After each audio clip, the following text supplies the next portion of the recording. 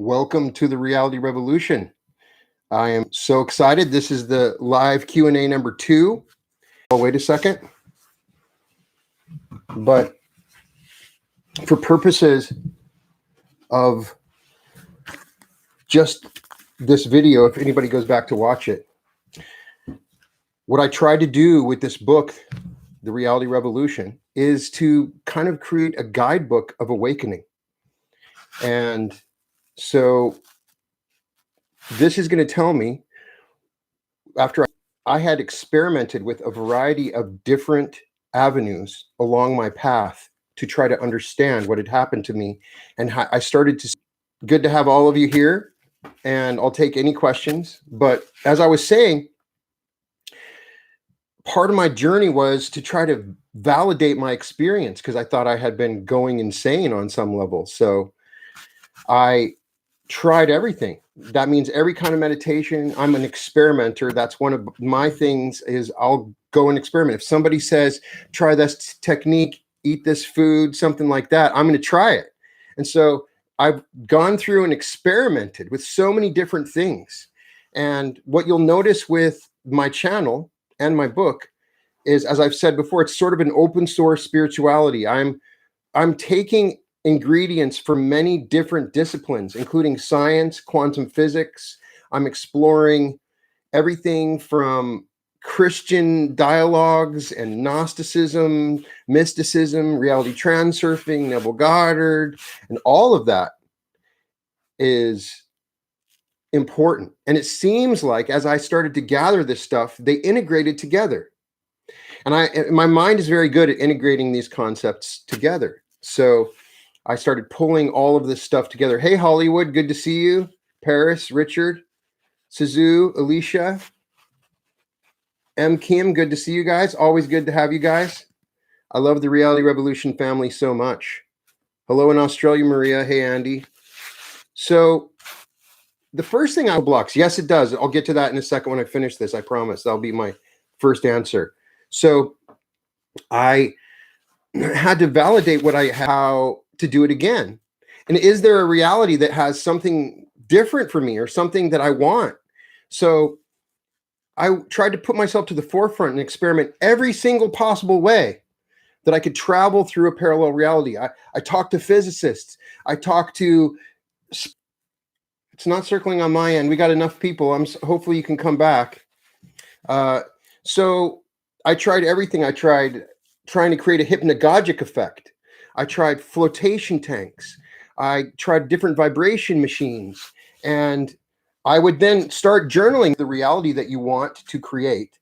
And so you create it, you get an idea of the reality. And the second step, which we often don't talk about, is how do I make it into reality? And how do I spur on the bridge of incidents to get to what I want? And so there's that second part, taking action, doing different things. What are the things I do after I've created the image? And I try to talk about that in the book. I'm fogging up here, so. Such as subconscious mental blocks due to your image and your heritage and your history, and how to overcome those at creation. And so one of the first steps is going through what could actually be blocking you from creating your reality. So there is a variety of different things I talk about. There's usually a belief system that you're blocking yourself. There's usually some kind of history behind what you're doing. So there is a variety of different things. If you can tell me more about what your blocks are, we can try to break it down. I could spend an entire episode on different kinds of mental blocks. All right, what other questions do we have? Aren't infected. I'm at a social distance, but I wanted to make sure that it couldn't come through in the air and it felt cool to wear. So let's see. Thank you for the treasure map. Yeah, that treasure map chapter by Dr. Joseph Murphy is amazing. And I've got my treasure map. I hope you guys start creating yours. It's a great way to start. We'll definitely be revisiting Dr. Joseph Murphy. Have an episode on how to control emotion that's mind-blowing. So many cool episodes on the way. Let's see. Much love to you, Moldavite. Much love to you. I'm sorry for everybody that the video's stopping. I wish I had any control of it. I'm just live streaming here. So is the word used in reality transurfing to talk about when the outside world is changed by outer intention is God.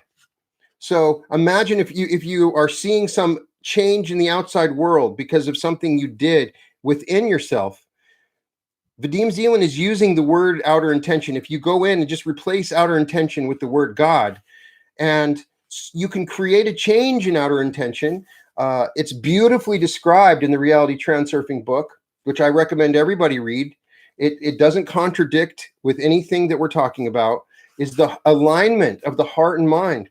The heart can be a guide intuitively on many levels to help you maneuver through your reality, but your mind also has to agree. And so there's a process of heart and mind coordination, and when both coordinate, that's when the magic happens.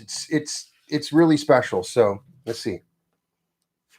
Did I ever try ayahuasca? Yes, I have tried. For me, I also had profound spiritual experiences from LSD and a variety of other hallucinogens, but ultimately I'm the same as Neville Goddard. I think it related more to a distortion. There's always a funny question I ask people that have done ayahuasca. It could be possible that I'm still on it all the way back then when I did ayahuasca, that everything else afterward is a dream. And that's the really trippy thing about it. So let's see. What else do we got here? David wants Adderall. If you need those kind of things, go ahead. But I don't recommend bringing in outside pharmaceuticals, because the inside of you has everything that you want. And if you can create states and go inside and meditate, you can create states. You don't need those outer things. But of course, I've had friends that have used Adderall to do amazing things, write scripts, make movies, write books. So I understand where you're coming from. Let's see. Any helpful ways to deal with chronic pain? Hard to focus on living from the end when pain is so loud. So true, Amy. So true. Pain is, acknowledge the pain. Don't try to push away against it. Acknowledge the pain. And what a lot of people will try to do is deaden the pain. And what I have found is when you deaden the pain, you make it harder to heal from the pain, because the pain has a purpose. It's telling you something. Use what you're learning from the pain. Your body's trying to tell you something with the pain that you're receiving. Try out my Bliss Body meditation. You can definitely reduce the pain through several methods, through meditation, through breathing. Breathing is one of the best ways. Obviously, we see women that are having babies use the Lamaze technique. We know it can deal with pain. If you get in tune with your breath, I personally have found that I can reduce pain. Now, I have a chapter in the book called The Health Revolution. And in that chapter, I talk about I had a kidney stone. If you've ever heard of that, it's one of the most painful things. And I had this while I was writing the book. And I realized how could I live from the end if I had this incredible pain? And so in that moment, I had figured out several times while I was in that deep pain, I could eliminate the pain through my breath and concentration. And then I became grateful because I had that experience and it helped me. Let's see, what else do we got?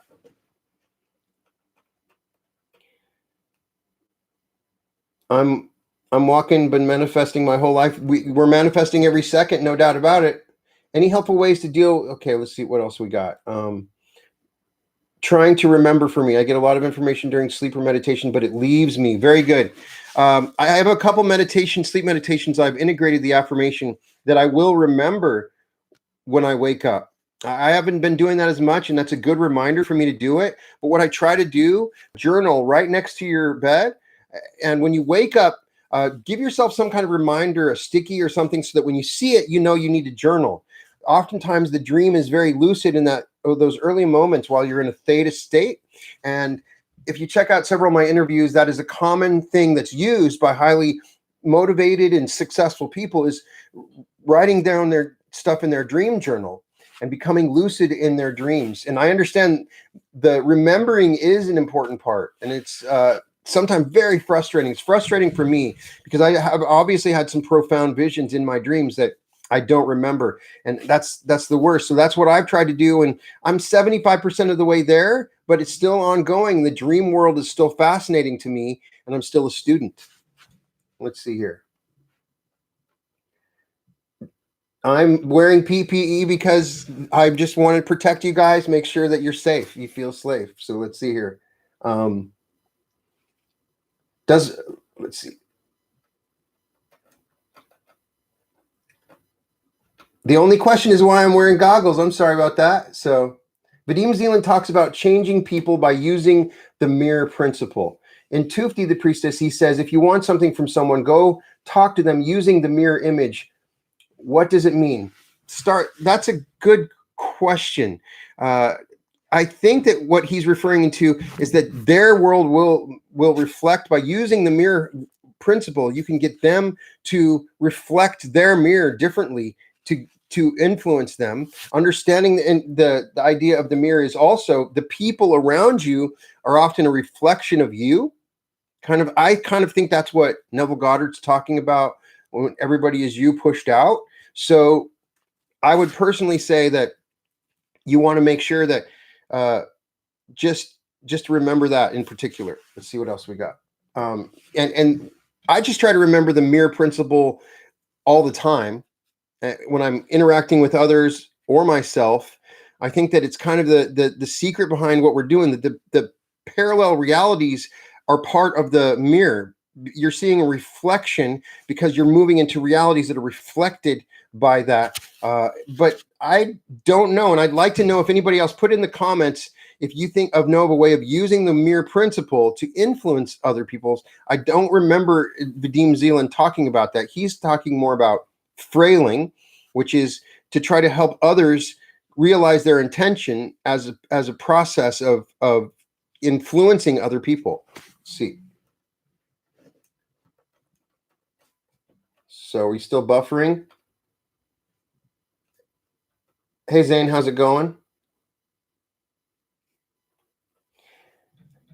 Hey son, thank you for that.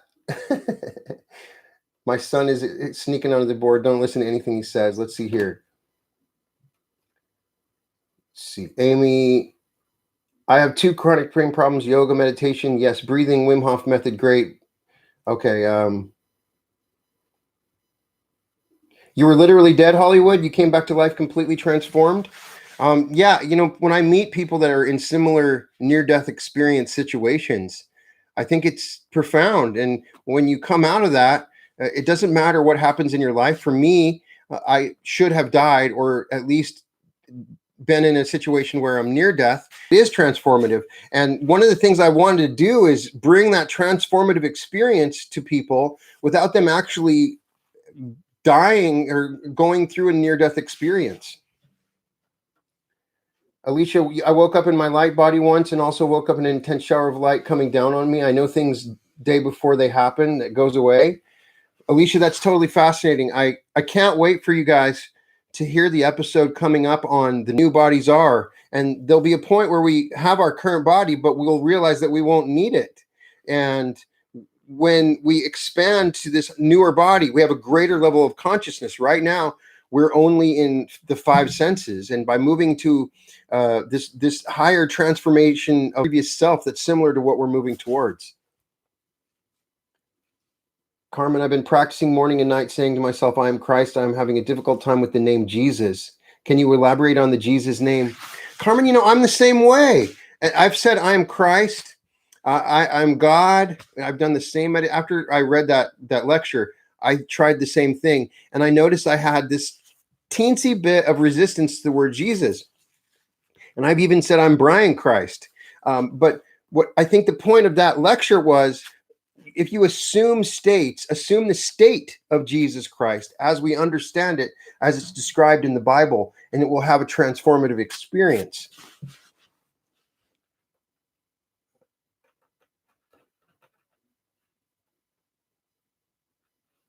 Had to lay down, seen shadows of people holding staffs. Just wave to them, send them love. If you see people that are holding staffs, don't be afraid of anyone, send them love. You have all the power. Oh, Danny, so I didn't mean to insult anybody. So if I insulted anybody by wearing this, that was not my intention. Please comment if you guys think I'm insulting anybody by wearing this. It's just I think I just put it on. It was I don't even know why. I just put it on.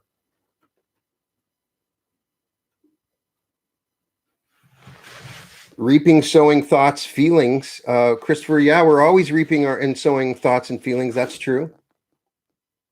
To healthcare workers and they can't wear it. You're saying that I've offended people by wearing this stuff? I'm confused. I'd really love to understand what was offensive about that. We choose to be insulted, Richard. Exactly. I choose to be insulted. We're always looking to be insulted. If you want to be insulted, then that's obviously what you want. Thanks, Sophie. Exactly, Hollywood. I'm trying not to take myself seriously. So I wore something. This is not my hair. This is just me not taking myself seriously. I'm stuck in my house. I'm just talking to you guys. That's all I'm trying to do. Yes, if somebody gets offended, they did not really read Zealand. I agree with that, Thomas. I was once approached by a little creepy guy in my dreams. He said, "I'm going to kill you." I was momentarily stumped. I said to him, "I love you." He just disappeared. Nor, that is something that is a huge revelation for me that I've learned from studying Course in Miracles to studying the Law of One, especially the Law of One, where they indicate there's major battles between polarity. They fed off of fear. And so if you remember that you are God and everything is you, if you have an entity coming up to you, that entity is you. And so imagine it's like your grandma who just got lost. And then imagine those loving feelings that you have for your grandma. If you have entities, if you're out of body experience, or if you're in sleep, or if you feel like you have negative entities, you are all powerful. And what happens is entities don't want to be, and they feed off of people's fears because they don't know anything. But if they knew that you had this knowledge that by loving them, you completely dismantle them. So it's the key, even in real life. If you have any questions about what you have, an enemy or competition in your life, she imagined lovingly for that. So if you have an entity who's not as powerful as you, then imagine lovingly for them.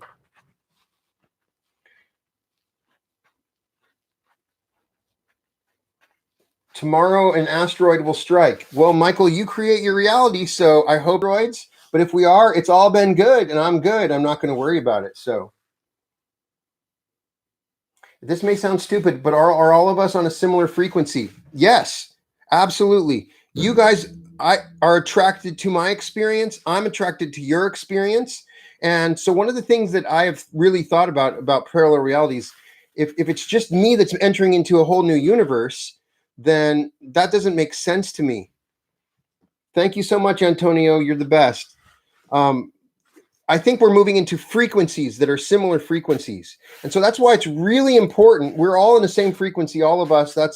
And you're attracted to people that are in your frequency. You're attracted to things. And it even comes down to music and TV shows. If you study transurfing about induced transitions, there is a frequency to your thoughts, especially when you wake up and you create if you try something wonderful is happening now. That's with the idea of the wave of fortune. You spread out this frequency, and then that's kind of the frequency that you're around. The people you meet, the people you interact with are in the same frequency.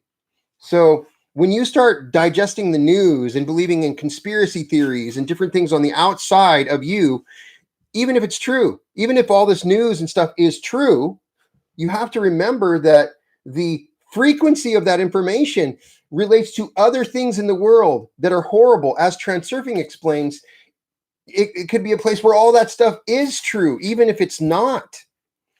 So what I'm trying to say repeatedly now in this grand awakening, where a lot of people are awakening at the same time, primarily because we're all isolated in a situation like this and we're going within, that people want to detract you from your awakening. They want to pull you away by making you look at the outside world. And as Neville Goddard has said repeated times, we will always have wars and famines and pandemics and terrible things happening in the world. We came to this hell, each of us, and it doesn't matter. all the stuff happening in the world, if they went and arrested 1 million satanic cannibalists tomorrow, it would not affect your life. Nothing happening on the outside is going to affect it. The whole awakening is within. It's a process of meditation and understanding your true self, awakening to the true energy body that's within you. And that's being ramped up within you. And they are going to distract us with fear and all kinds of things. As Dolores Cannon explains in her book, that if you get lost in fear about what's going on in the news, then you will get sucked away into another earth, and you'll realize that you blew it. You're not a part of the awakening because you focused on all this negativity. So the frequency that we are at is very important, because we want to be at a high frequency and vibration to move into this new earth that we keep on talking about.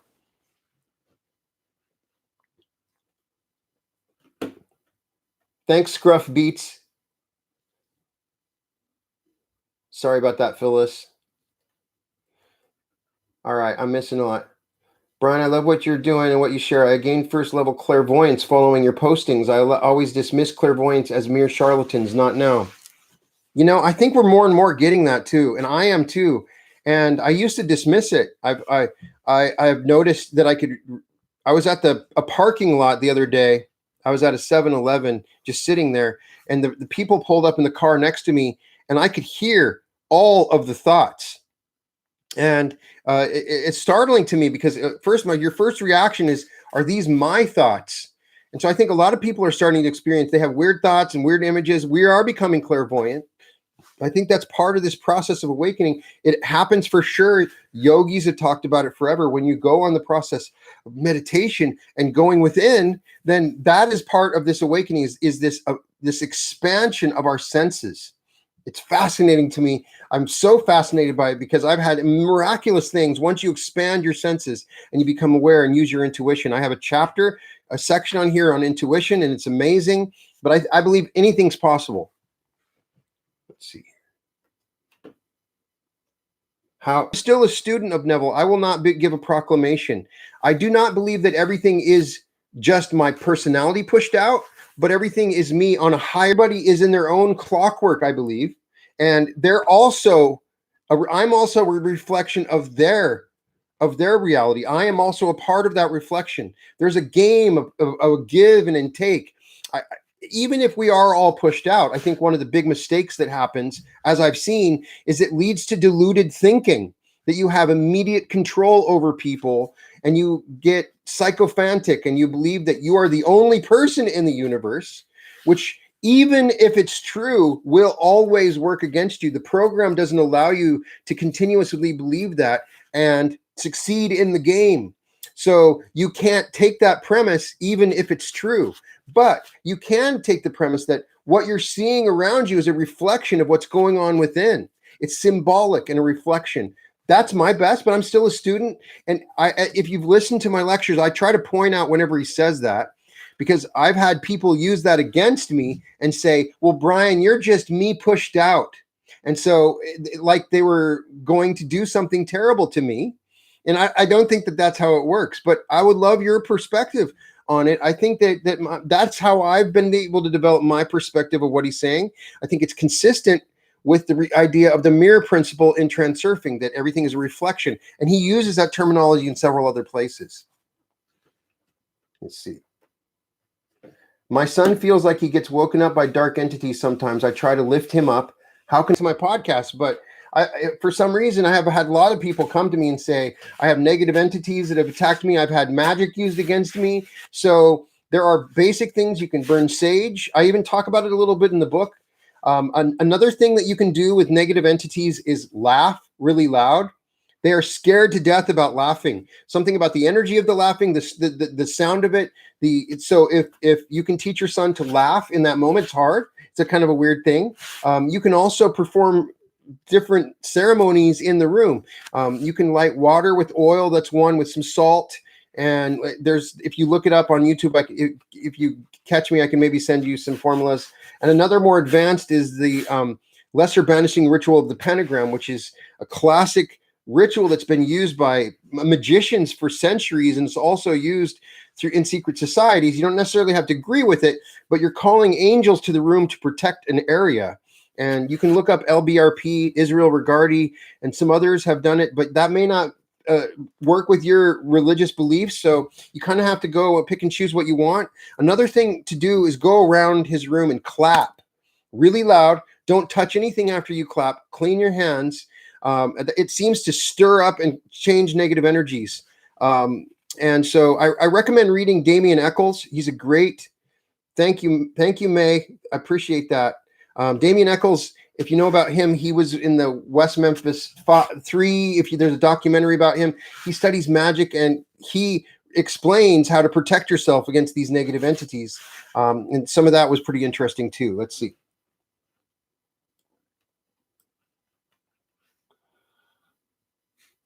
Yes, the laugh advice works. I'm telling you, they're horrified by humor. They are. Negative entities are. Antonio, you're the best, man. Thanks.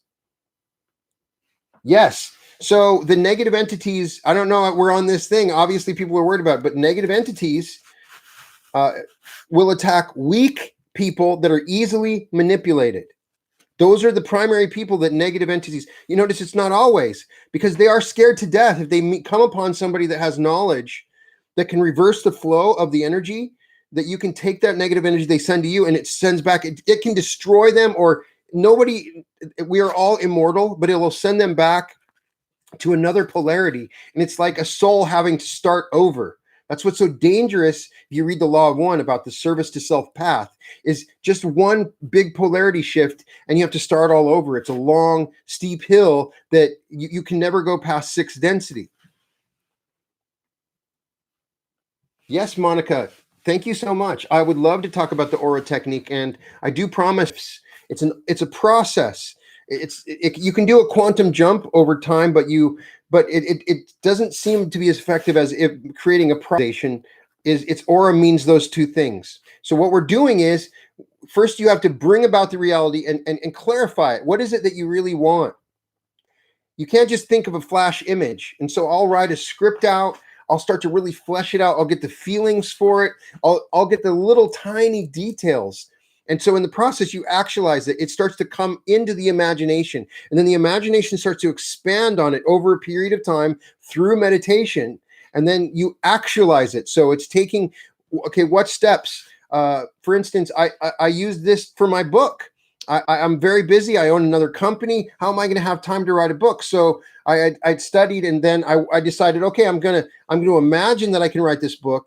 But then I would get into things where I would start researching and I would do it. So if you're taking some symbolic action at the beginning towards what you want, your reality will start changing. And there's several other steps, and I'll definitely have that training soon. I have so many episodes to do. I promise it's on the way.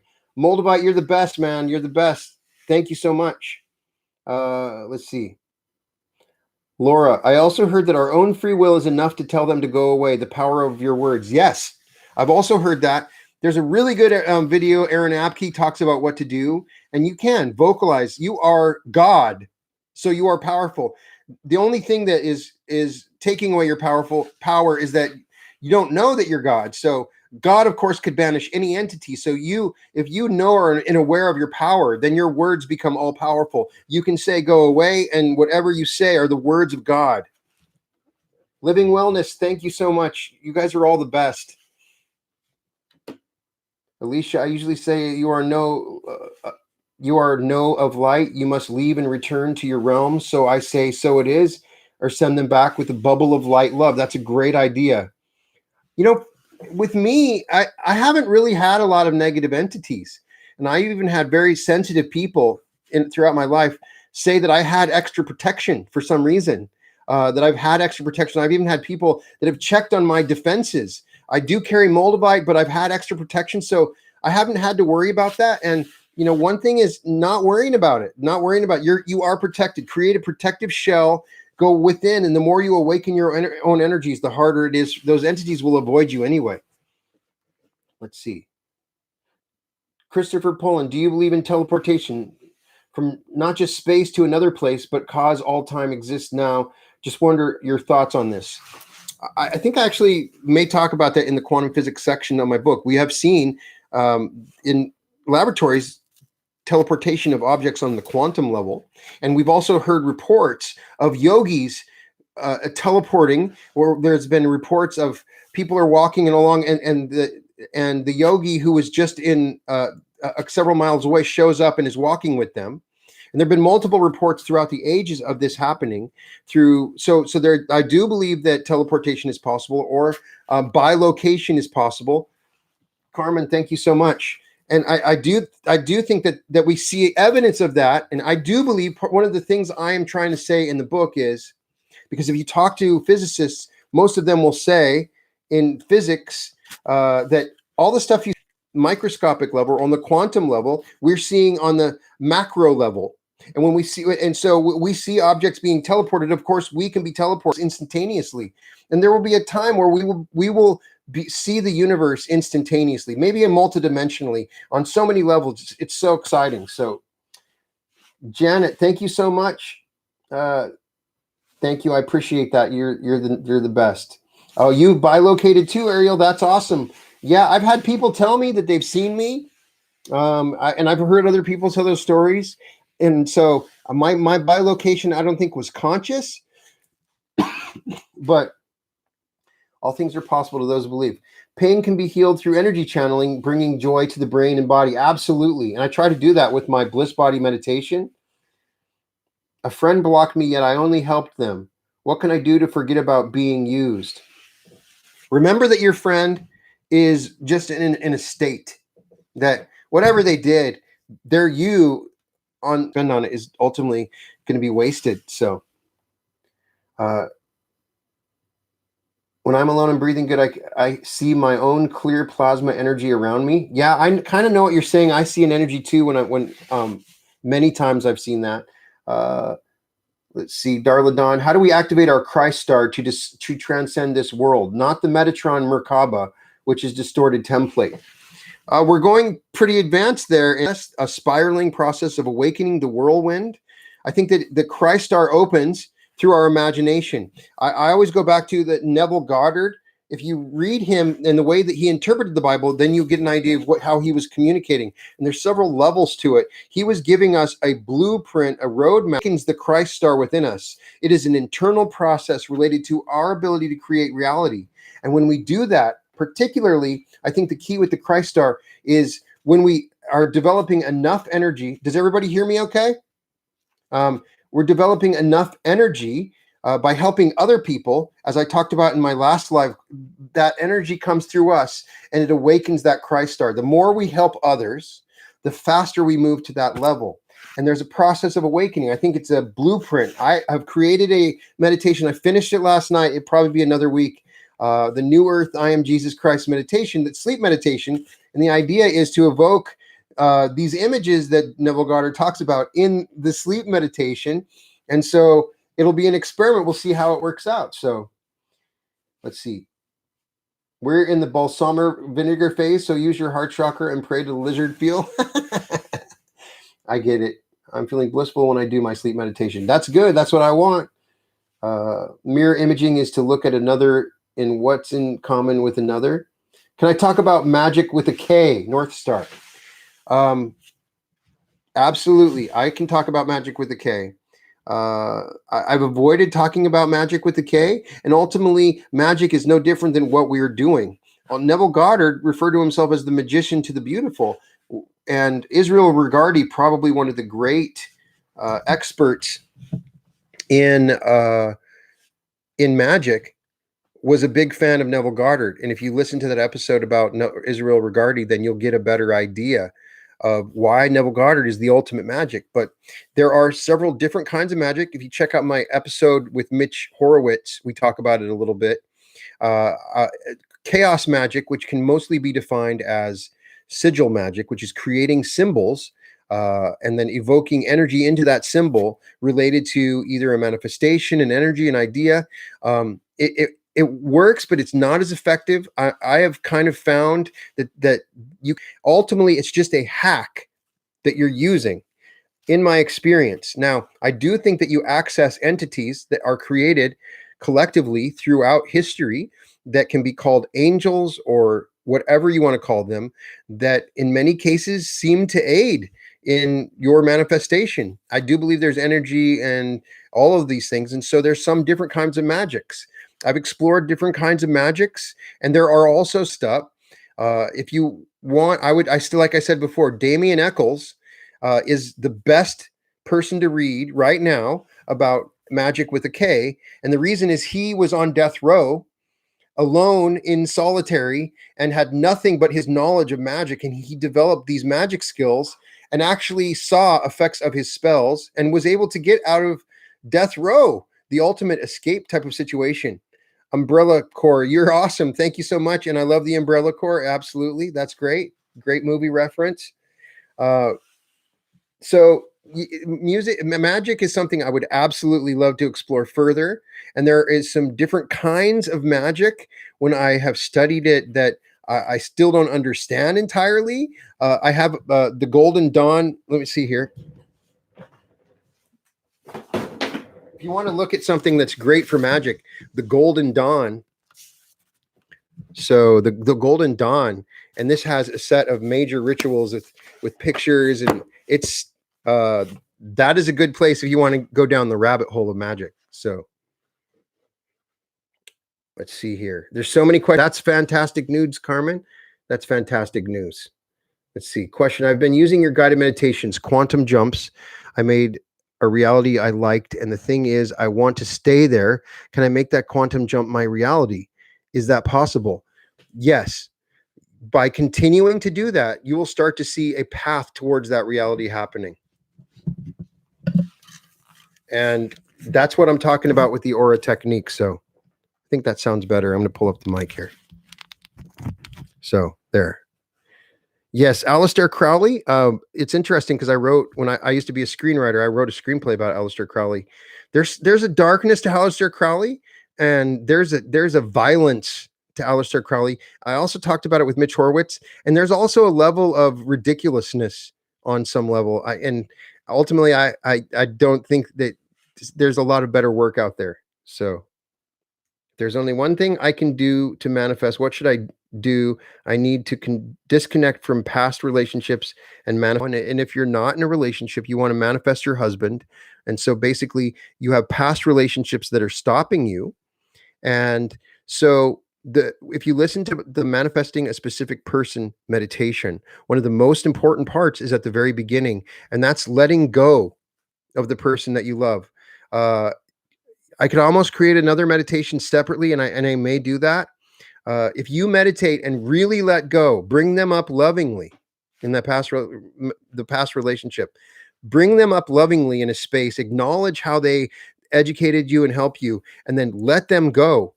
I've done this for several people, and they've told me that their ex would contact them. They can feel the severing of that emotional cord being cut. So you may be connected on an emotional level that you're not aware of through energy cords and that kind of thing. And so you need to consciously go through a process of letting those other people go if you believe that's blocking you from your future husband. Thank you, Carmen, so much. Let's see what else we got. Keep shining the light on my truth, my friend. Thank you, Joe. That's very nice of you. Appreciate that. Danielle, what's up with 63? I always saw it and thought it's funny, 0.63. Then much later heard Neville say the same thing about 63 cents.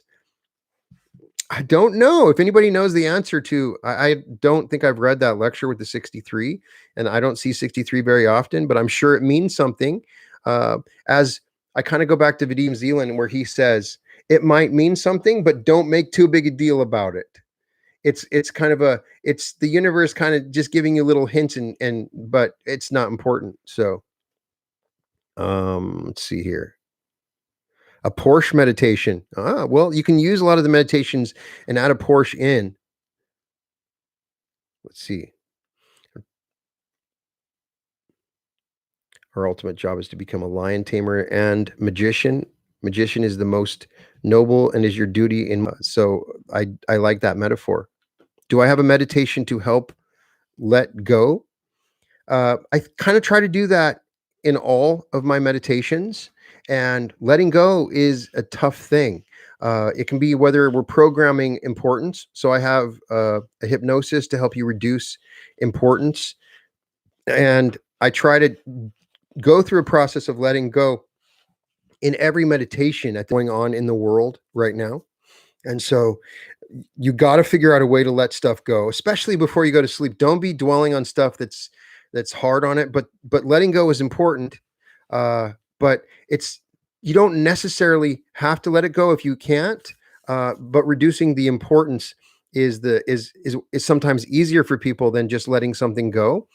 Also, I believe Ho'oponopono is probably the best meditation to let stuff go, because what you'll do is you'll bring stuff up in the process, and you'll bring stuff up to the level and then let it go. You may have stuff that you haven't completely let go of, but that has helped me to let it go. If anybody else has suggestions, put them in the comments. What is my astrological sign, Brian? I am a Leo. And have you ever done a guided meditation on your channel? If so, do you be willing to do a weekly transition meditation? Joe, yeah, I have 90 meditations on the channel. Please check them out. My channel's not set up to do a weekly specific kind of meditation. I will definitely create awakening meditations that you can use anytime. I believe in simultaneous time. So when I create one meditation, you can do it anytime, and it's all simultaneous time. I will do a live meditation soon. So let me see. Let's see if we should add some metaverse to the background. Alexa, play metaverse. Metabar's original. Alexa, stop. All right, we'll figure it out. Let's see. Hi, Brian. Before I couldn't meditate for more than 15 minutes, but with your infinite palace meditation, I can do it for a whole hour. I'm using it to increase my height. Do you have any suggestions or advice? Hey, that's one of my favorite meditations, but I kind of blew it. I've had people say that they get scared because it's such a big palace. And so that's interesting. That makes me happy, because that infinity palace is something that really happened to me. I had a very extensive vision that felt like it lasted for lifetimes, where I was brought to a place next to the Akashic record, which is called the Infinity Palace. And so there are similar ones that you can use like that. That's one to do it. And if you're wanting to change your reality in certain ways, meeting your quantum higher self is one that you can do. The Platt technique is one that you can do. There's a little bit of it you can use in all. You're like, more I change, the harder my body fights against this. Lorianne, I will pray. I will imagine for you that it gets better. Absolutely. It is done. I promise. Let's see here. Well, let's try metaverse. Alexa, play metaverse. Metaphors. No, Alexa, stop. Not metaphors. Alexa, play metaverse. Shuffling songs by Metaverse. Yes, we got it.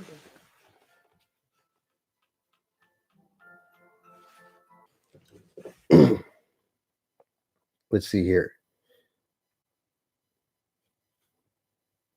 Have I ever watched Cryon channel? Yes, I watched Cryon. Cryon's great.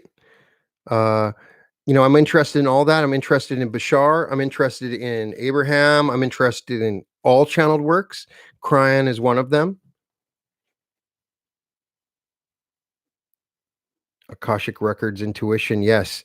The Akashic Records is really an amazing, for me, it's a place where you could get all the information about your lives, but there's more to it than just the Akashic Records.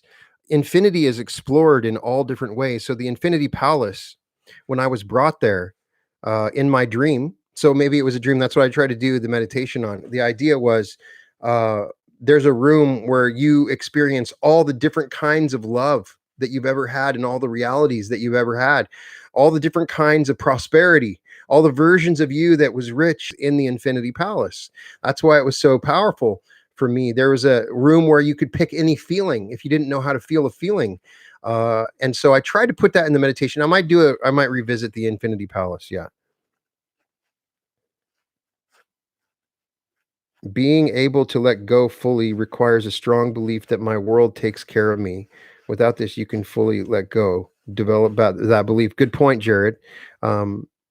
It requires a strong belief that my world takes care of me.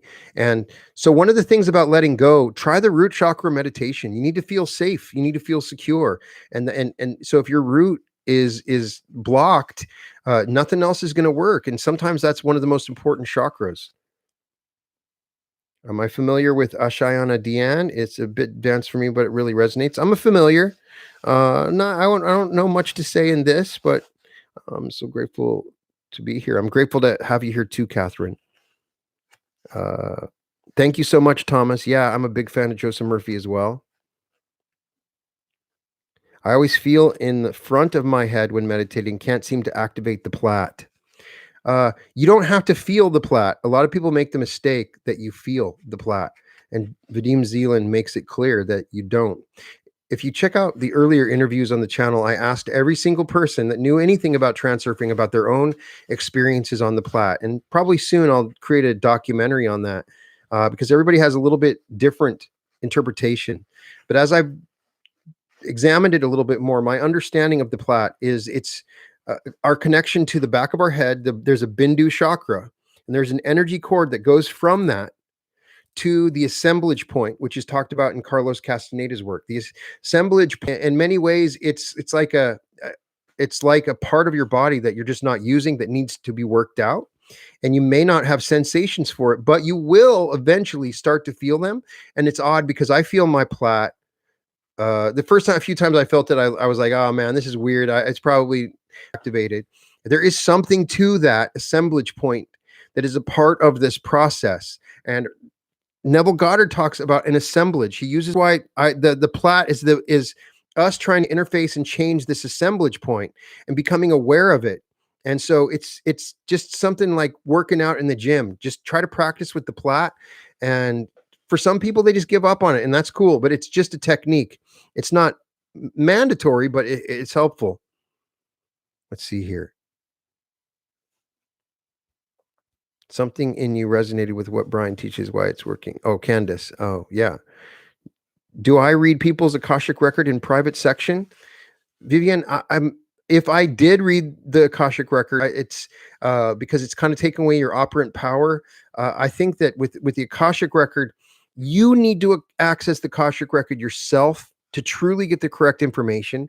And if there are people out there that are saying that they can read the Akashic record, it's their own filtration of that experience. And I recommend that if you do try to read the Akashic record, that you do it through yourself. Perhaps other people can do it, but I can't confirm it. We are all in our own sort of reality synthesis, and it may not be what you think or they think. I know I've met people that can do it. Obviously, Edgar Casey could do it, but I want to read it myself. That's the best place to go, and I would try to work on that. Abdullah Neville teacher said, "You are as you be. Present this moment is always nowness. Your owning of your own. I amness." Christopher, that's absolutely true. That everything always comes back to that, doesn't it? Where it's simultaneous time and everything is now. Absolutely, 100%. Everything is now. What took place for me to begin awakening? Was it a person or a choice? I talk about it in my book, and I don't want to beat a dead horse, but I had a near-death experience, and the bottom line was, when I came out of it, I didn't think I deserved that second chance. There was nothing that I had done. I was ashamed of the life that I'd lived. It was a life full of addictions and promises that I didn't keep and all kinds of terrible things. I didn't love myself. I couldn't forgive myself. But in that moment, it didn't matter when I tried, okay, what can I do? What can I do to make a difference? And I started to go within and try to look at how I could help other people. And I'm BTS. Everybody's asking me about BTS. Sorry, I don't know if you can tell me what that means.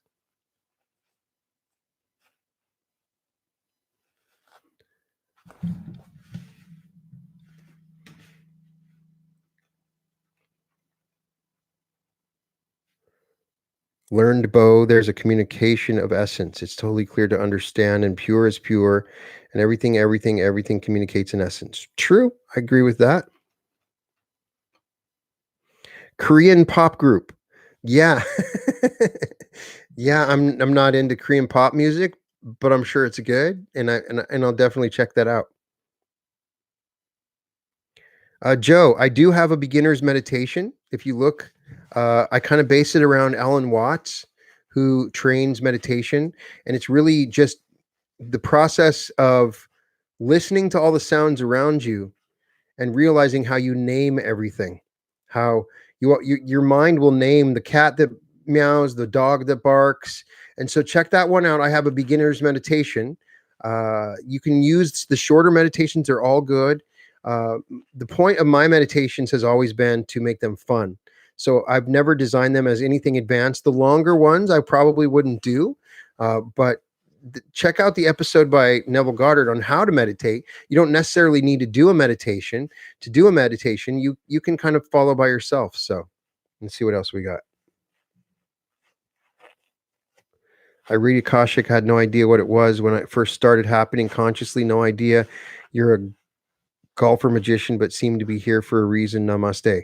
I'm a golfer magician. Yeah, I'm not actually a golfer. It's just a hat that I have, but hey, that's funny. I like that. Agree when you mentioned Akashic Records. Best to align and access through one's own heart speak and not through someone else. Yes, I agree. If you want to communicate with the Akashic, make that your intention, and eventually you'll be able to do it. I'm fascinated by that. I have not done an astral travel video yet, and because I'm still trying to confirm in my own mind if it's not my imagination. I have a very, very, very strong imagination. So there's a possibility that what I'm imagining is not. So I'm trying to do tests to confirm it. I have astral travel. There's a great book, 90 Days to Astral Traveling, that I tried, and I've it's a good technique to learn. Ultimately, when some of the more advanced Neville Goddard techniques really are astral travel into another reality. Astral travel, I think, is related to traveling to another reality. In my own experience, my astral travel occurred when I could hear a noise, and you kind of listen quietly for a noise, and then it gets louder, and it's kind of the sound of the astral, and then there's a pop. And then I'm outside of my body. I can look at my body. I can see the silver cord. I've traveled, I've explored, and I've definitely addressed that in a lot of my meditations.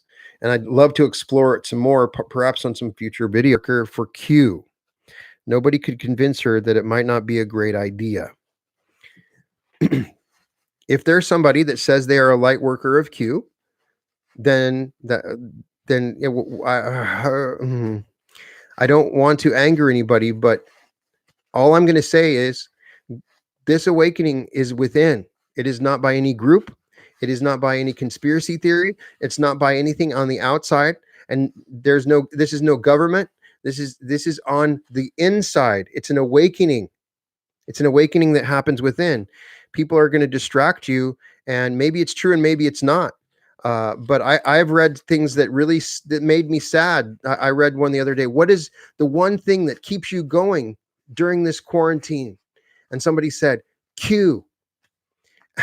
And so I'm not here to talk about that, but I'm here to say that that is just another distortion like the media. Even if there is truth in it, it doesn't matter. It's on a frequency that's very low. And to me, it's the great hijacking. That's what I believe. I believe it's the great hijacking. Obviously, if we're going to have a big awakening, there are going to be very, very powerful manipulative interests that would also want to stop it. And what better way to stop it than to say that awaken with us, just sit on your couch, and then we'll be doing some stuff on the outside and you'll be just fine. The awakening happens within. That is all I'm going to say. And listen to my episode, The New Bodies by Dolores Cannon. I have the council coming, but in that episode, she addresses the same thing and makes it very clear not to be paying attention. Passage from within.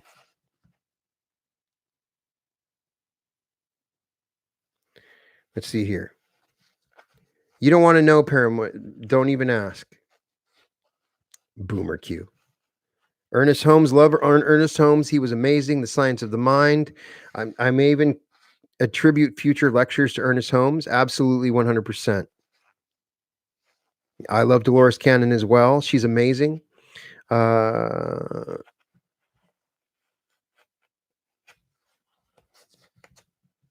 Earth Garden, I'm not. Then good for you. I hope that works out. Code Dreamer, what advice do you give people who are difficult time visualizing the scene or images are not clear to change the physical appearance? What advice do I give to people who have difficult time visualizing the scene or images? That's a universal problem, and I've been through the same thing, and I can only tell you that there is a neurological process to visualizing that will enhance your visualization process. One of the first things that helped me to visualize was painting. Uh, when you start painting an object, so if I wanted to paint this microphone, I would look at the shadows and the light and the microphone, and I would look at the dust. You start becoming aware of the acute little details. Another part, I have the advanced holographic visualization technique video. And if you check that one out, I'm using neurolinguistic programming where you, as explained in neurolinguistic programming, to enhance your visualization capabilities. Um, there's different parts of your neurology that can access memories as opposed to created events, sounds, feelings. By moving your eyes around, you can access. And a lot of times when I've had people that have a problem visualizing, feeling it. So, imagine holding a tennis ball and know what it feels like to hold the tennis ball, and then look at the tennis ball and get the color of it. And learning to visualize is like playing the piano. It is a delicate process. It's ongoing. You're going to get better and better at it. And the best thing you can do is practice on a daily basis in doing it. And then you will get better at it. You are learning to play a delicate instrument. Staying connected with your spirit, absolutely 100%.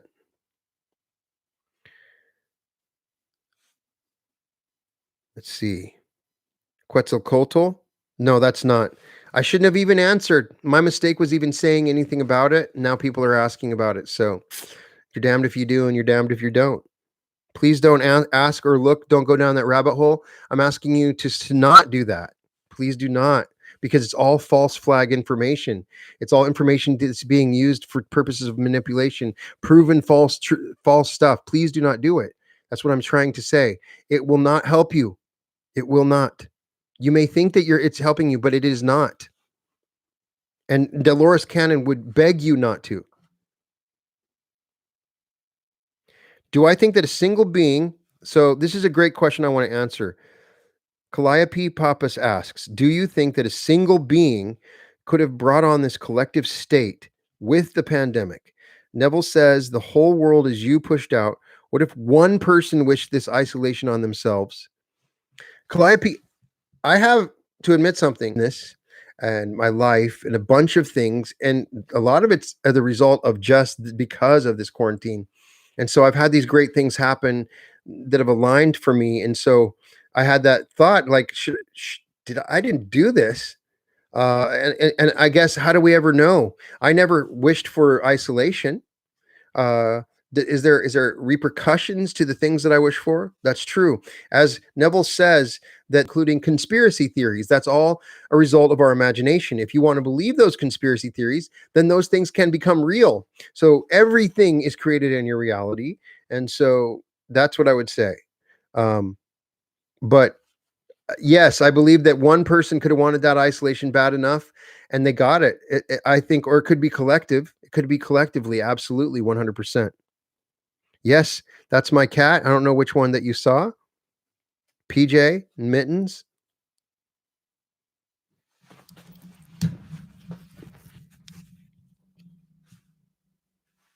Yes, he wants attention. He's going to get some attention here in a little bit. They're spoiled cats. It's the collective consciousness that creates the collective reality. Yes, I think there's a collective and an individual consciousness that creates reality. Neville Goddard would say that individuals create collective reality on some level. And it's something that's important to ponder. At what point do we know? I mean, is it the strength of one manifester over another? And so it's a good question. We don't entirely have the answers to. One person can change the collective consciousness. Yes, one person can not necessarily change the collective consciousness because that's collective, but one person can change reality on a major level, outer intention in a big way.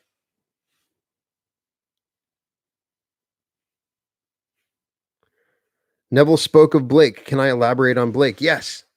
Check out my episode on Blake on religion. And then I actually read one of William Blake's poems, and I didn't realize he's this amazing poet and artist who it appears was another awakened being similar to Paul, and wrote about the use of imagination being reality. And when you read that, when you listen to The Marriage Between Heaven and Hell, which I recorded, it's going to blow your mind.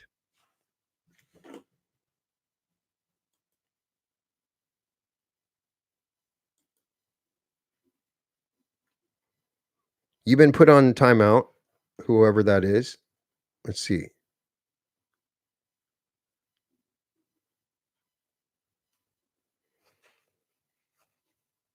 Yes, don't look for answers on the outside of yourself, Andrew. Look within. Araya, that's so cool if you're connected to my consciousness. I love it. I am definitely connected to a larger social memory complex. Part of me thinks that I am, that I was a social memory complex. I don't know. Let's see what else. I know I missed somebody's question. I sure hope that I get to it. What did my thoughts? Reverend Ike, I guess, is related to Neville Goddard, that he taught some of the principles of Neville Goddard. He's got a very interesting book, and I enjoyed it a lot. I certainly might do an episode on Reverend Ike, but I haven't heard him, and I still don't know enough about him except for the one book that I read. But people love him, and I definitely love Science of the Mind. Where do you find them? So that's a great question. I think it's the same thing that we're doing with parallel realities. States are a definition of an overall situation that you're in. So you need to ask yourself the question, how would I feel if, to start off with? To really get into a state, you need to build up information about it, write a script around it, and go back and look at other states that you've been in. And I think that Tony Robbins is really, and neurolinguistic programming is really on the forefront of changing states and recognizing states and anchoring states. But the most important thing is to start with the question of what this is. What is the state I want to be in? What does it feel like? What does it mean? And focus on it, and you'll start moving into that state as you imagine that you're already in the state. The state is the process of imagination and assumption is a part of that. See what else we got here.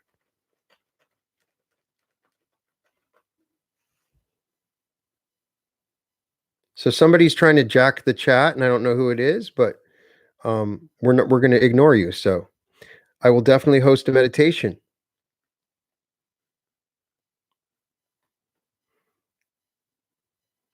Death is not the greatest loss. And Tara is here. Love Tara. Check out his meditation music. Tara says, death is not the greatest loss in life. The greatest loss, what dies inside while still alive. Never surrender. Yes, yes, yes. Thank you, thank you, thank you. We're all dying a little bit every single. Music creates true alchemy. Richard, I agree. Metaverse is so amazing. I love him so much. Brian Larson, check out my interviews with Brian Larson. And every single time, if I have a bad episode, the music's going to make it good. And I'm grateful to use his music, and I go subscribe to his channel, check out his music. A lot of times I'm only sampling bits and pieces, and you can go deep on some of those songs, and they're amazing. Got somebody hijacking the chat, and it's too bad. I don't know what happened. Enlightened individuals have tried to share their experience for thousands of years. Others have made religions out of this. This is why we fail. Yes. And that's the thing I want you on the process of being a student. And I sure hope that I continue being a student for the rest of my life. And we should not be creating a religion around this. The only religion we're creating is what we do for within ourselves. And be your own judge, test out on these theories yourself. And I think that's the best thing to do.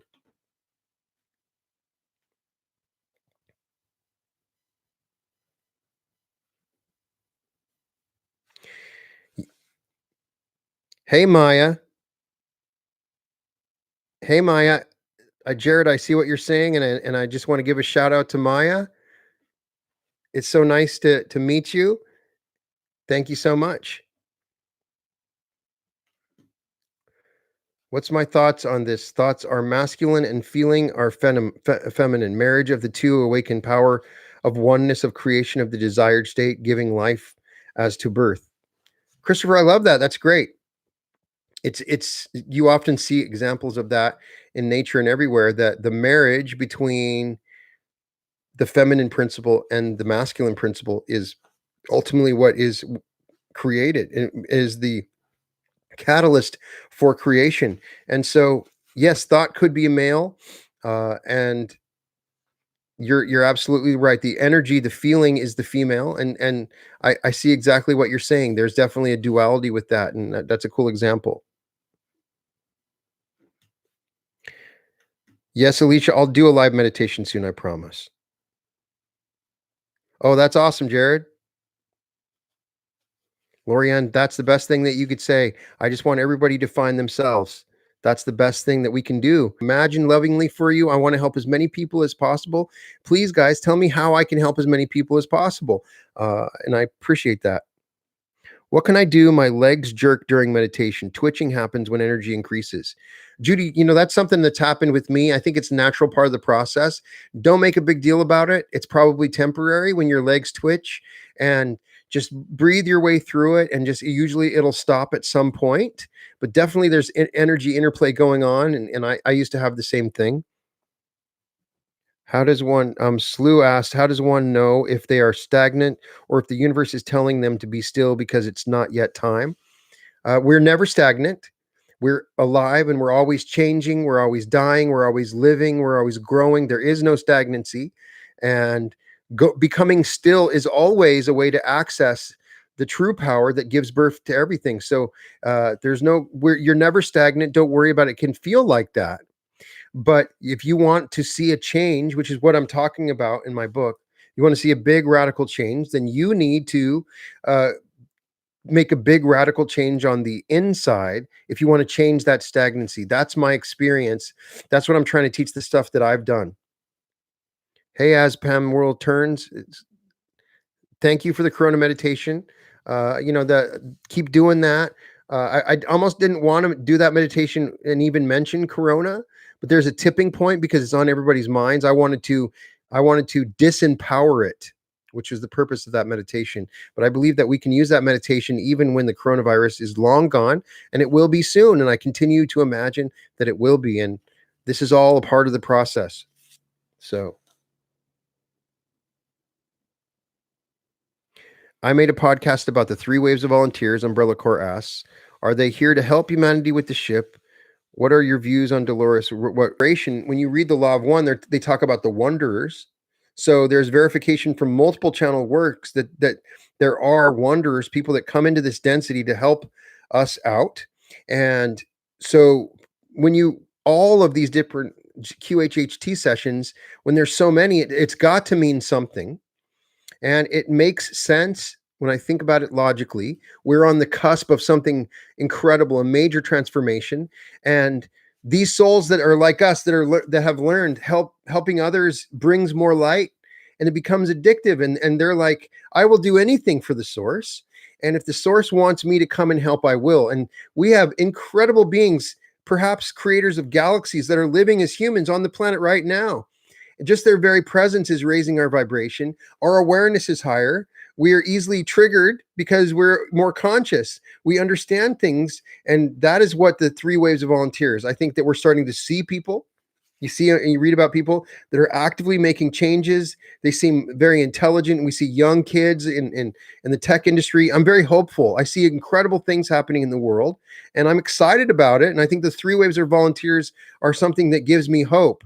I think that it will bring more people into the new earth, and less people will get into the old earth of fear and conspiracies. Let's see what else we got.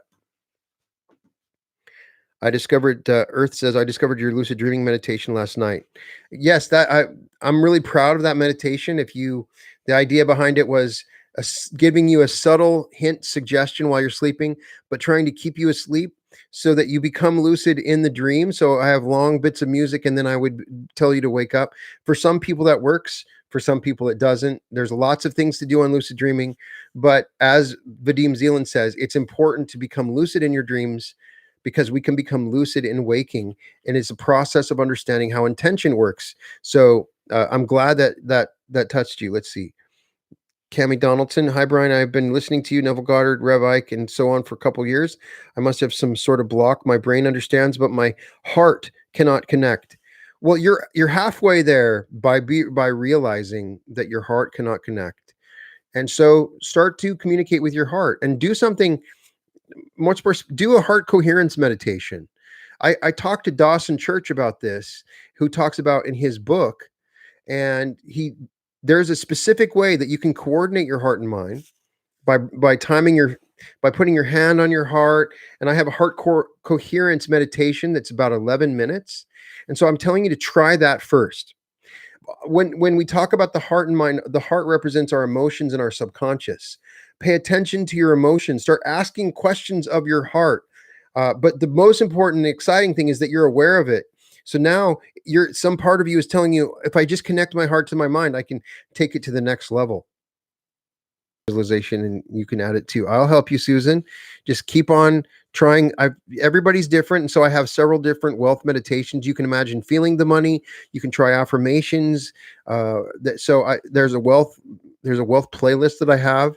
That I sleep to sometimes when that's the energy I want to. And collectively, we can do this. There's also more that's going to be revealed that will shock this entire humanity. Love and light. Kadash, if you're talking about what I think you're talking about, I don't care. There's nothing that can shock humanity. We have had wars forever. Do you think how it was shocking when we had the Jews? We found out millions of Jews were killed in a genocide. We've had terrible things happen in the past. The world will always be terrible. We are living in a hell, as Neville Goddard implies. It doesn't matter if we wake up tomorrow and a million satanic pedophile cannibalists are all arrested and we are.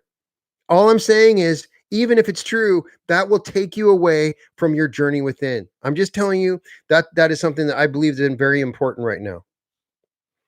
Brandy says, some people say everyone is going to go to the new earth. Others say only the ones that can raise their vibrations are going. If we aren't able to raise our vibrations, what will happen to us? This is a great question. Please listen to my episode, The New Bodies. I have one called The Council coming in a couple days. But the New Bodies addresses that question very specifically. Not every and Dolores asked that question to multiple different people. So not everybody's going to go. She asked that question, and they all say no. And it's the people that are living in fear that will not go. It's the people that are living with fear. Why is this important? Because it's an internal awakening. So if you're living in fear, and so she even makes a comment in that chapter that a bunch of people will think that they're awakening and they won't, and they'll see what's happening and it'll be too late. If you think that you can awaken while you're sitting on your couch, you will not awaken. You're not going to just be awoken. You have to do this process yourself. So start with meditating, start with awakening your chakras, start with questioning what's going on the inside, start experimenting with reality. And the biggest point in that chapter is not everybody's going to go to the new earth, and the people that are going to, they can't just instantly change. They're going to realize, okay, we can do it, but it's too late. The change that we're talking about, Neville Goddard says it takes 3.5 years, but I believe from going to the to remaining in the old earth, as Dolores Cannon describes it. Let's see. Looking great with the goggles and gloves. Thank you, Carmelita. Thank you. I appreciate that. I had offended somebody with my gloves and goggles. I was told that I was offensive to healthcare workers, and let's put a shout out to all the healthcare workers. If any of you are healthcare workers, then I just want to say thank you. What you're doing is amazing, and it requires incredible courage. And I imagine love and protection for all of you. Hey, Stephen, good to see you. Thank you, brother.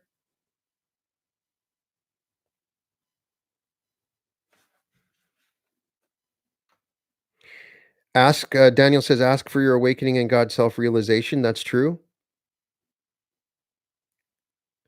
Yes, Amy. No, some rabbit holes are great and some are very dangerous, especially when they try to make you think it's one thing and then it's actually another.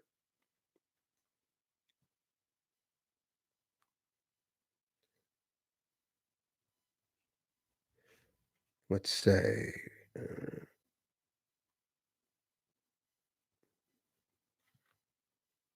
Did Neville Garber profit on his work? And interestingly enough, only on his books. Uh, there's that really interesting video where somebody that went to one of Neville Goddard's speeches, and he said, "Today there will be no collection plate, and if any point in time I'm asking you for money, then you need to turn around and leave." And that's one of the things that's so appealing about Neville Goddard, not just what he said, but who he was and how he treated everything. I really love that the message for him was never about money. And so that's one of the he was pure. Neville Goddard's amazing. Amy, yes, the conspiracy is a part of the awakening process. When you have this thing that happens when you realize the world's not what you think it is, and you're always going to go down rabbit holes every time. Everybody is, because once you realize, whoa, the world's not what I think it is, I can create reality, and other people know this. So the conspiracy thing is a part of the awakening process. And that's why it's important. People that have awoken and forces that don't want you to awaken are aware of that. And they will distract you. They don't, the power, there are forces that be that do not want us to awaken to our true power. And what better way to stop us from awakening than to say, the new bodies is in the Dolores Canon. It's chapter 18 in the three waves. My teeth get sore. I've gone through the process of avoiding fluoride. And I've tried to experiment with some different toothpastes. I talk about that in my activating the pineal gland video. And I do think there may be something to it. But it's subtle. I do try to avoid fluoride, but don't worry about that too much. I don't think it's as big a block as what we say. That's my own opinion. I think that we're moving past that. Vanessa says it's amazing how many people are all waking up at once. We all were aware of a mass awakening, but wowzers, what that's how the universe works though. It is amazing what's happening right now. What a better way. What a better way for us to awaken at one time than through this process. And it's exciting. I'm excited. Everybody is going through this awakening right now. They're going through their Buddha phase, their Jesus in the desert phase. If you're in solitude right now, then take this time that you're supposed to and go within, meditate, ask yourself big questions, and test these things out. And it's really exciting. I'm excited. I think in 2 to 3 months, we're going to see some amazing people that are going to start coming out of this, that are awakened, that are going to carry very important knowledge and information. So many people I talk to, I'm learning from so many people, and it's an exciting process. I'm truly excited. Let's see. Awakening through shutdown, exactly. Unemployment does equal extra awakening time. So, from what we've learned already, it's going to be very hard. It's the hardest time is when you have survival on your mind. And so, I'm concerned. I am genuinely concerned about a lot of people that can awaken, but they're going to be so in their everyday worried about what they get in their next paycheck that it could stop them. So I want to be there to help. Listen to one of my videos, listen to anybody's videos, distract yourself, don't get into a low vibration, and continuously try to stay hopeful in the state of the wish fulfilled. And that's hard. You can do it through meditation. And I'm going to imagine that everybody listening to this right now finds that's what I say.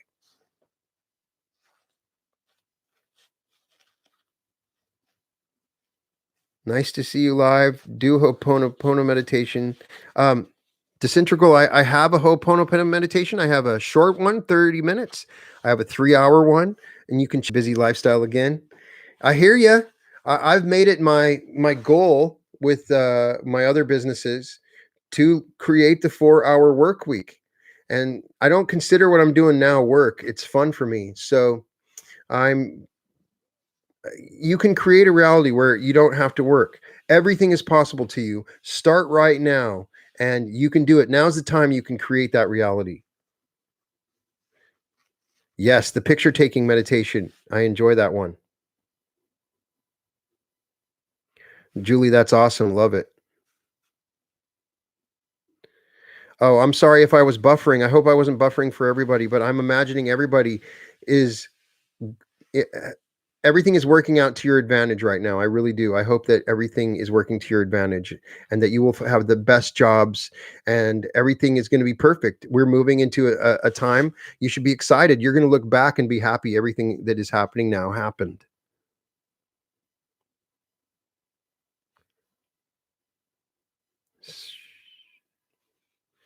So it looks like we're getting common buffering from everybody. So we're about an hour and 30 minutes. I might wind it down, but if anybody has any other questions, then let me know after I talk about my NDE. And that's a good place to get information on it. They call me Maddie. Says, I do not believe we are God. I have a super hard time believing that, considering the Bible says this would happen and men would say this. The Bible says that we will not say ye are gods. It says it in the Old Testament, ye are gods. In Exodus, when Moses asks God, what should I call you? He says, my name is I am now until the end of time. And the biggest thing that you may be struggling with is your concept of God. God is a compilation of different beliefs and ideas that you have from when you were a child and you were first told about what God is. So you have a biblical concept of God that may be what this dude that's sitting in a chair or just somebody outside or separate from you. God is different than that. As Neville explains, the original Bible in Genesis, God is plural. So it's the Elohim. We are all the Elohim, and that we have crucified ourselves into this body, and we are experiencing this life as God, as a process of God. And so you are asking good questions. Those are things that you should be asking. And if you're questioning it, that's a good thing. And all I can tell you is it's a personal journey for you. And question everything I'm saying, question everything everybody else is saying, and you'll come to your own realization. Uh, I do believe that Neville's biblical analysis is legitimate. There's something to it. And beyond that, there's consistencies in several other works about this. Will we become God immediately? No, I think it's an ongoing process of evolution of our own consciousness, as Neville explains, individualized to us. We just don't merge, we individualize. And even though we're a part of God, we're still individualized, moving as God's creating our own universe at some point, trillions of years in the future. But we're in a development and an evolutionary, uh, moving up scales of consciousness. And so that's the best way that I can explain it. And I love to talk about it. And I find that idea very fascinating. It resonates with me. The Christ episode's coming, Richard. I promise. Let's see here. A little word.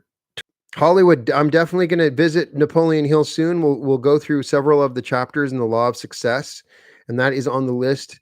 I'm such a huge fan of Napoleon Hill. I love Napoleon Hill so much, and definitely a part of the prosperity that I've experienced. I think that the reason that Napoleon Hill was so powerful is that he was a struggler early in his life. He really struggled, and so that comes through in him trying to teach others not to have the same struggle. Vivian asks, I've been trying different meditations every day. Which is better to do, one every day or stick to one? It's an ongoing process. It depends on what you want to do. If you're going to do one meditation every day, do the morning. There's specific meditations that I've created to awaken your chakras, to explore your past lives, future lives, to stay in the moment with the Om. I have different chants that you can do. I have several sleep meditations. So all of them are built around some aspect of your awakening. And at some point you may need them. Become aware of them. They're all offered freely. And hopefully one of those can help you along the way. You may want to revise your past or remember something differently. So everybody's going to be different on that level. Thank you, Carmen. Oh, it's always buffering. I wish I knew why. Thank you guys. All right, so I think we're getting close. If there's any other questions, I'm my higher self. a preview of a future episode. I have, through meditation, channeled my higher self. Now, I'm not claiming that my higher self is a different entity. As I understood my higher self, I do an episode on it. It's a 6.5 density being that can look back, that is from my future. It's a version of me in the future. And so I can channel my higher self. So I'm tempted. I have created the thumbnail for it, and I may do a live in the future, which will allow you to ask my higher self questions. Depending on the questions, we'll do that here in maybe next week or something. So, do I think negative spirits exist that try to harm you? Check out earlier in this episode. We talked a lot about negative spirits, and there might be some stuff that's helpful to you in there. Check out my episode by Dolores Cannon about demons and possession as well. All right, guys. So I think we're done. I just want to tell all of you that I love you. I'm just going to take a moment. I'm going to imagine that all of you that came here, no matter what you said, that you all have fantastic days moving forward. If it's nighttime, that you're going and having a wonderful sleep, and that you go within. And you all, I'm sending out vibrations of high frequency, and welcome to the reality revolution.